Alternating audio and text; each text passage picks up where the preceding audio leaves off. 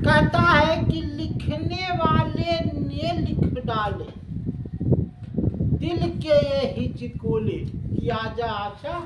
देखिए शिलालेख जो है,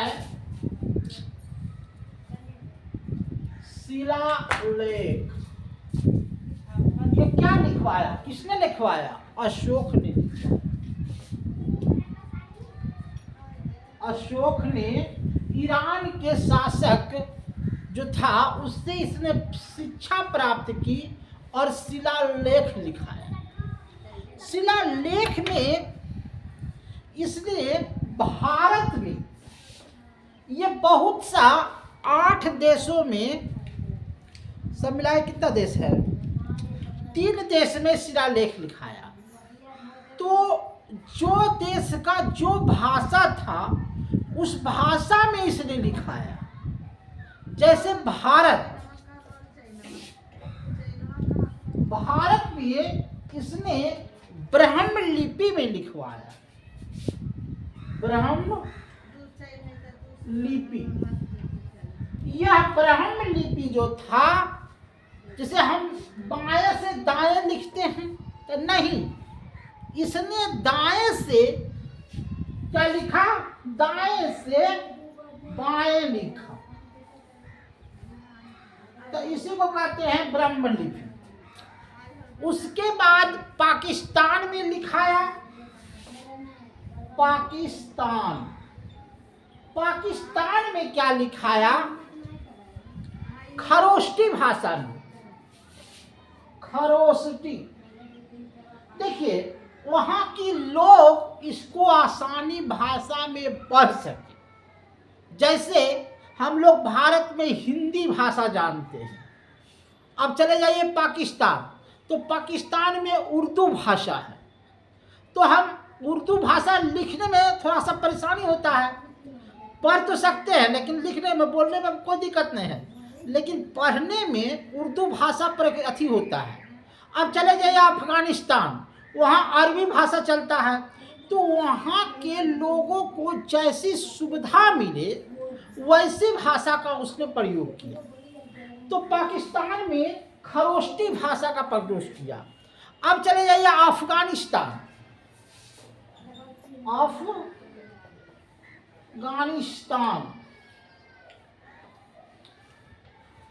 इसने ग्रीक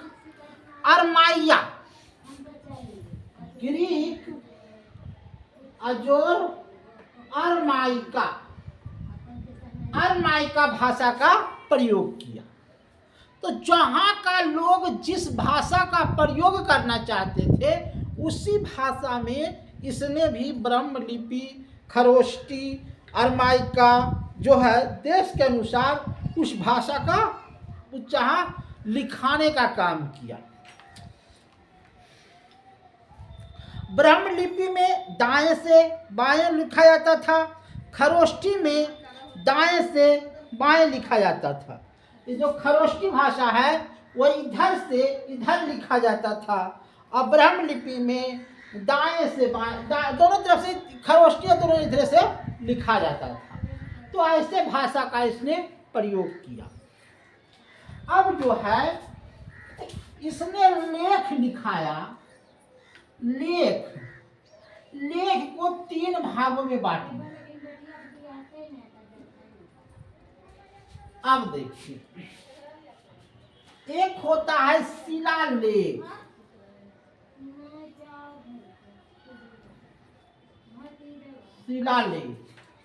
दूसरा होता है स्तंभ लेख,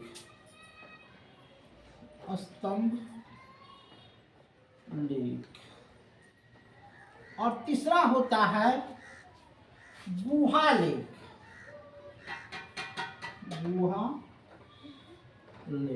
देखिए होता है क्या कि लेख को 3 भागों में बांटा, शिलालेख, स्तंभ लेख और गुहा लेख। शिलालेख को 2 भागों में बांटा,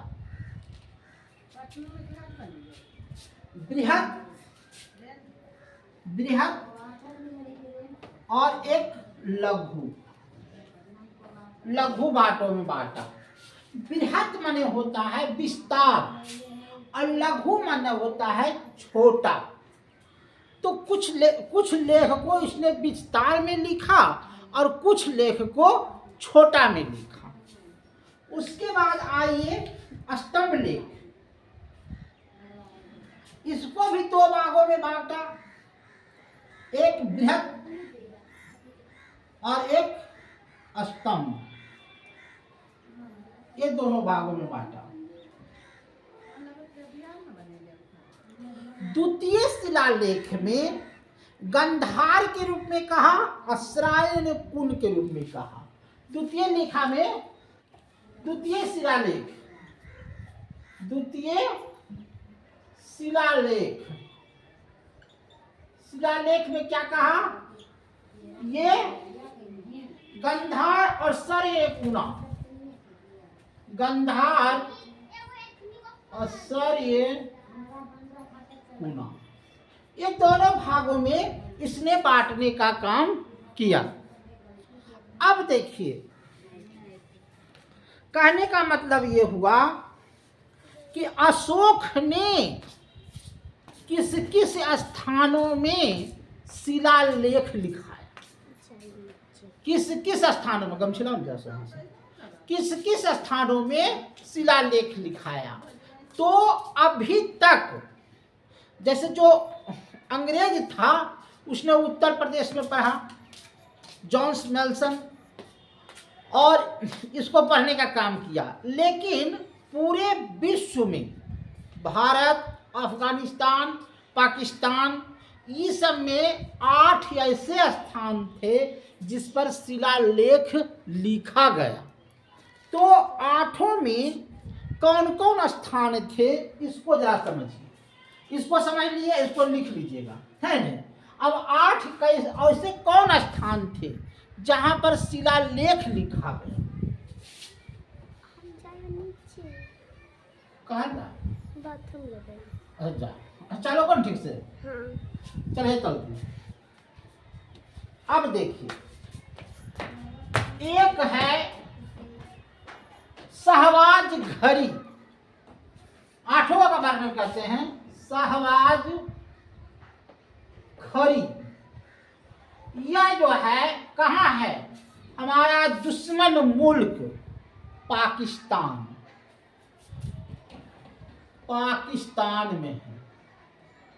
हमारा देश के नेता कैसा था अशोक कि पाकिस्तान के लोगों को भी शिक्षा दिया। बोलो, ऐसे ऐसे था। मनसेहरा, दूसरा है मनसेहरा। मनसेहरा भी कहाँ है, तो पाकिस्तान में। अगर कॉपी कलम है तो लिख लीजिएगा, है ना। कालसी, तीसरा है कालसी। कालसी कहाँ है, देहरादून उत्तर प्रदेश। देहरादून उत्तर प्रदेश। यहाँ पर देखिएगा तो शिलालेख में अकबर ने लिखाया था। दूसरा आया जूनागढ़, चौथा में है जूनागढ़। जूनागढ़ कहाँ पड़ता है जी, तो गुजरात में। गुजरात में यहाँ पर भी जो है अशोक ने शिलालेख में लिखाया था। दूसरा है, 5वां है धौली। धौली, धौली कहाँ पड़ता है, तो उड़ीसा। उड़ीसा में भी शिलालेख का वर्णन है। छठा है सोपारा। सोपारा, ये सोपारा कहाँ है, तो महाराष्ट्र। महाराष्ट्र। उसके बाद एरीगुड़ी। एरीगुड़ी,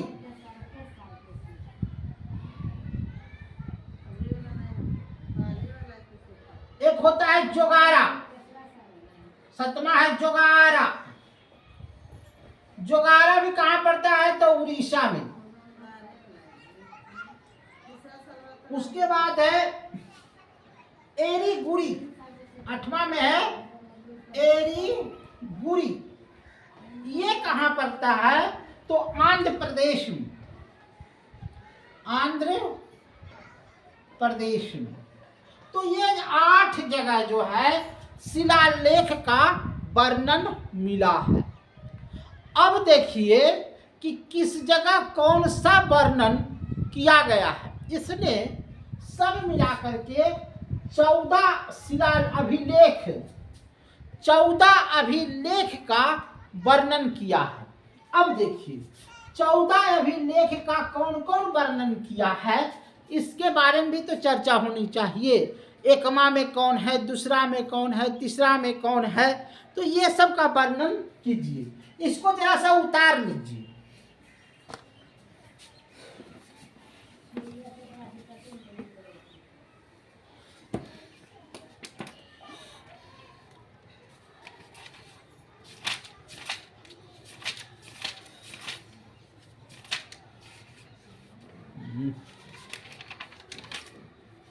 अब आइए देखिए, सुन लीजिए। शहबाजगढ़ी पाकिस्तान, मनसेहरा पाकिस्तान, कल्लासी देहरादून उत्तर प्रदेश, जूनागढ़ गुजरात, धौली उड़ीसा, सोपारा महाराष्ट्र, जोगरा दुधियाडा एरीगुड़ी आंध्र प्रदेश। तो ये 8 शहर देश में क्या किया? अशोक ने शिलालेख किया। अब देखिए इसने 14 भाषा को लिखा, 14 शिलालेख का वर्णन किया है। प्रथम में देखिएगा, एक में इसने कहा कि पशु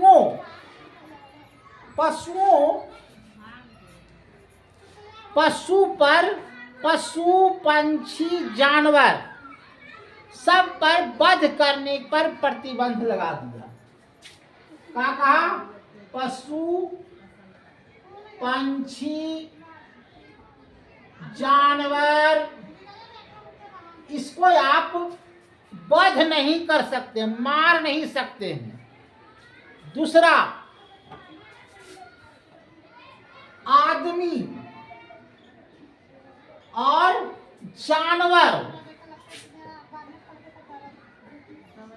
दोनों का क्या किया? डॉक्टर नियुक्त किया।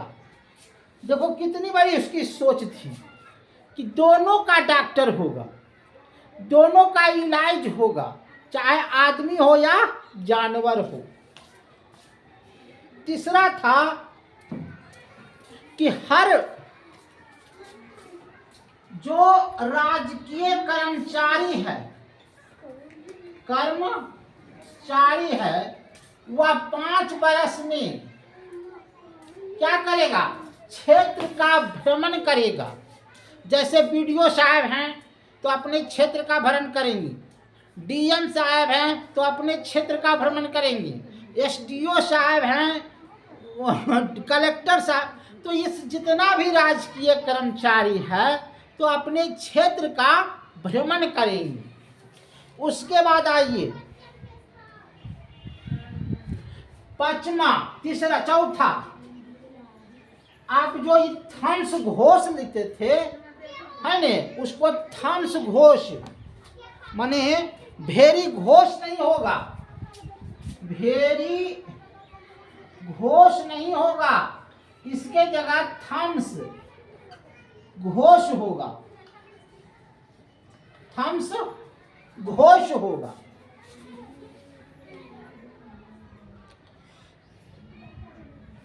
इसके जगह थम्स महापात्रों की नियुक्ति होगी। 5वां में थम्स महापात्रों की क्या होगी? नियुक्ति होगी।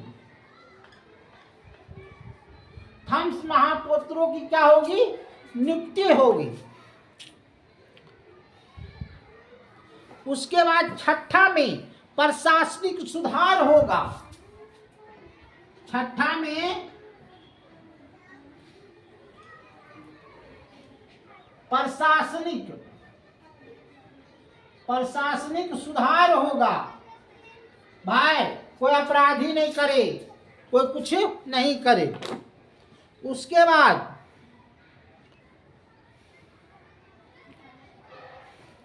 छठा सतमा में थम्स यात्राओं का विवरण होगा। जैसे आप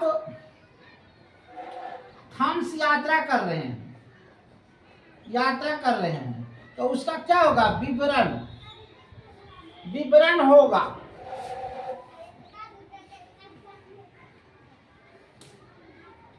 आठवां में थम्स यात्रा के जगह थम्स यात्रा का प्रतिवेदन होगा। तो हम लिखने की है आठवां में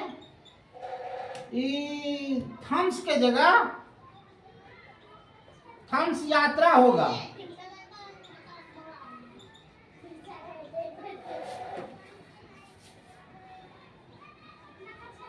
नौमा में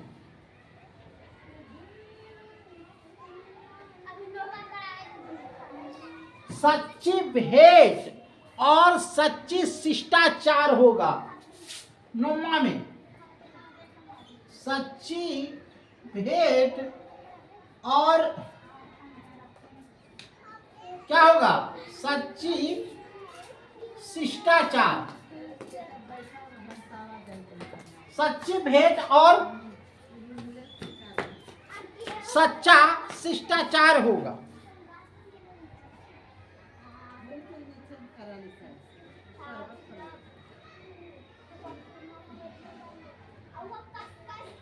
दसवां में होगा कि जो भी अधिकारी होगा वो राजा के बारे में शुभ चिंतक सोचेगा। जो भी अधिकारी होगा राजा का शुभ चिंतक होगा। 10 हो गया, 4 को याद लिखाएगा।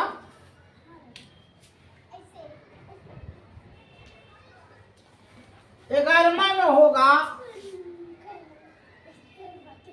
कि दान करिए। आप लोग जितना है, जैसे दौलत वाला है तो दान कीजिए, दान कीजिए। 12वां में होगा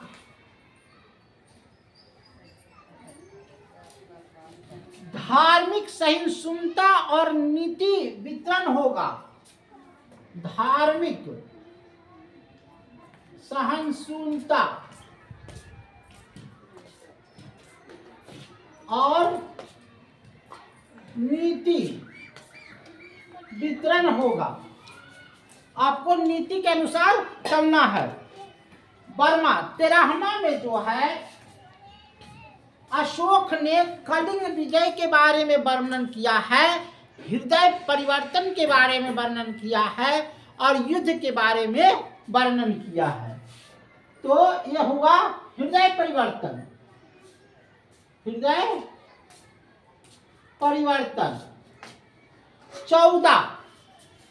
14 में कहा गया है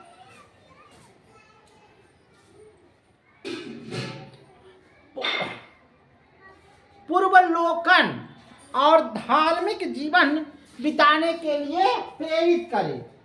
पूर्वावलोकन और धार्मिक जीवन बिताए। ये 14 अभिलेख का वर्णन किया गया है। देखिए हम फिर से आपको बता देते हैं, समझ में नहीं आता था। पहला में पशु पंछी जानवर का हत्या नहीं करे। दूसरा में आदमी से जानवर दोनों का डॉक्टर होना चाहिए। तीसरा में राजकीय कर्मचारी को हर 5 साल पर क्या करना चाहिए, दौरा करनी चाहिए। भेरी घोष की जगह थम्स घोष होना चाहिए। महासंघ मात्र पुत्र की नियुक्ति होना चाहिए। थम्स की जगह थम्स घोष की नियुक्ति होना चाहिए, प्रशासनिक सुधार होनी चाहिए, थम यात्रा का वितरण होना चाहिए और थम के जगह थम घोष होना चाहिए। सच्ची भेंट नुमा में सच्ची भेंट और सच्ची दान सच्ची निष्ठा होनी चाहिए। अधिकारी को 10वां में अधिकारी को सच्चा है माने राजा के प्रति सोचना चाहिए और दान की दिया जाना चाहिए। अगर हमें 12वां में धार्मिक सहनशीलता और नीतियों का विवरण होता है और 13वां में हृदय परिवर्तन हो गया और 14वां में धार्मिक जीवन के लिए व्यतीत किया गया। तो ये 13 अभिलेख के बारे में वर्णन है। अब आइए कि छोटे छोटे अभिलेख भी मिले हैं। छोटे छोटे अभिलेख मिले। अब छोटा छोटा कौन कौन अभिलेख है इसका भी वर्णन हम कर देते हैं। देखिए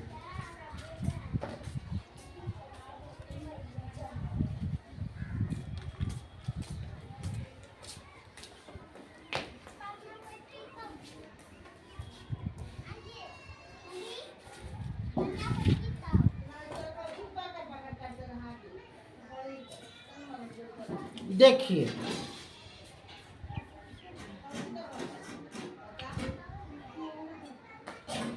1837 में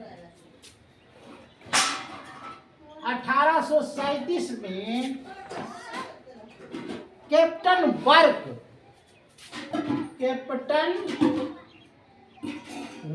ने छोटे छोटे शिलालेखों का वर्णन मिला। इसने कैप्टन वर्क ने खोजा। अब इसमें क्या खोजा इसका जरा सा वर्णन देख लीजिए।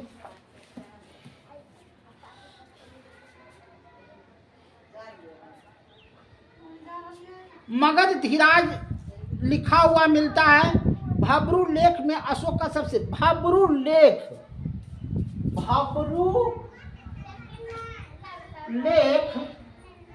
अशोक का सबसे बड़ा लेख था। सबसे बड़ा लेख था भब्रू लेख। उसके बाद आइए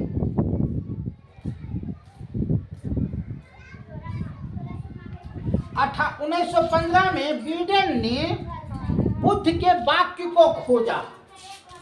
1815 में बीडेन ने क्या किया?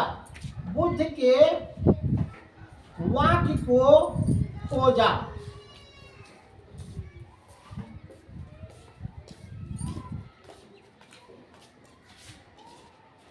देखिए हम पढ़ देते हैं। दिल्ली के टोपला लेख में हरियाणा के अंबाला जिला में फिरोज शाह तुगलक द्वारा दिल्ली लाया गया एकमात्र अभिलेख जिसमें अशोक के 7 लेखों का उत्तीर्ण कहा गया है। एक दूसरा देखिए दिल्ली के मेरठ मुलाकात में मेरठ के फिरोजाबाद तुगलक में दिल्ली की स्थापना कराया और शिकारे कुश का महल रखवाया। उसके बाद और आइए लाहौरिया के नंदनगढ़ अभिलेख बिहार में औरंगजेब का लेख उत्तीर्ण मिलता है। देखो ठीक है। लाहौरिया के ऑरेंज अभिलेख में चंपारण बिहार में अभिलेख मिला है। रामपुरवा अभिलेख में बिहार में मिला है। प्रयाग शास्त्रित अभिलेख या मूलाहरकर कौशल में अकबर ने इलाहाबाद के किले में स्थापित करवाया और बहुत से लेख किए गए। रानी का लेख समुद्रगुप्त के प्रयास प्रशासनिक उत्तीर्ण में अकबर के बीरबल का लेख भी उत्तीर्ण है। माने अकबर बीरबल का भी उल्लेख किया गया है। अशोक के लघु स्तंभ लेखों में राजकीय घोषणाएं मिलती है जिसमें साची, सारनाथ, संघ भेद को रोकने का आदेश भी दिया था। सांची मध्य प्रदेश में और सारनाथ उत्तर प्रदेश में। रमणीतोई अभिलेख में मौर्यकालीन कर नीति के बारे में लुम्बिनी यात्रा के दौरान 1/6 को 1/8 किया गया।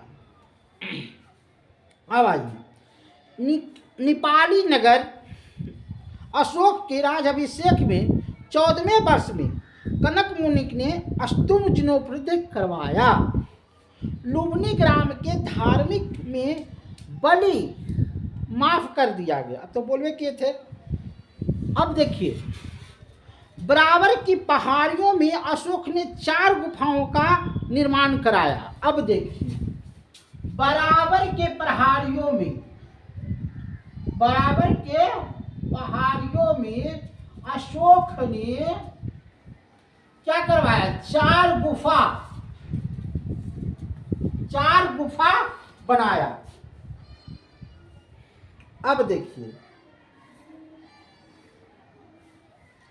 कर्ण गुफा, एक का नाम था कर्ण गुफा, दूसरा का नाम सुदामा